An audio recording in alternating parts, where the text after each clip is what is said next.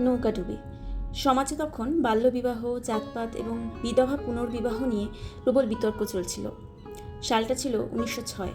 ঠাকুর এই উপন্যাস লিখেছিলেন সমাজ সংস্কারের একটা স্পষ্ট বার্তা দেওয়ার জন্য।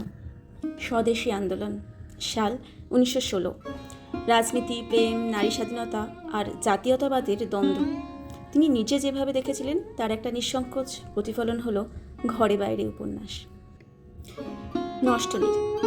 চারুলতার ভিতরে সৃজনশীলতা বনাম সংসারের একটা সংকীর্ণতা কাজ করত। এক গভীর নারীসত্তার দ্বন্দ্ব চলছিল। বলা হয় রবীন্দ্রনাথ নিজেই স্ত্রী মৃণালিনীকে সময় দিতে পারতেন না। সেই অপরাধ বোধ থেকেও চারুলতার সৃষ্টি। তোতা কাহিনী। পাখি পড়ে বই, মুখস্থ করে শব্দ, কিন্তু উড়ে যায় না, গানও গায় না। তখন সাল ছিল 1891। ব্রিটিশের ভারতীয়দের শিক্ষা ব্যবস্থার প্রতি কঠোরতা আর মুখস্থ নির্ভর শিক্ষা।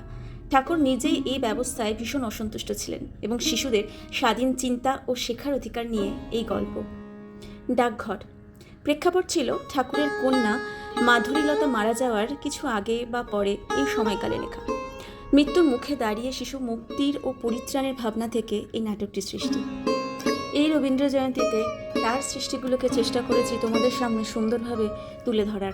নৌকাডুবির বেদনা, ঘরে বাইরের দ্বন্দ্ব, চারুলতার নিঃশব্দ প্রতিবাদ, তোতার মুক্তির আকুলতা আর অমলের জানলা পেরিয়ে আকাশ ছোঁয়ার স্বপ্ন, সব মিলেমিশে একাকার করার চেষ্টা করেছি আমার সৃষ্টিগুলোয়।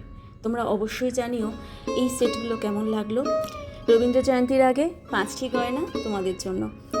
সবাই ভালো থেকো, দেখা হবে পরের ভিডিওতে।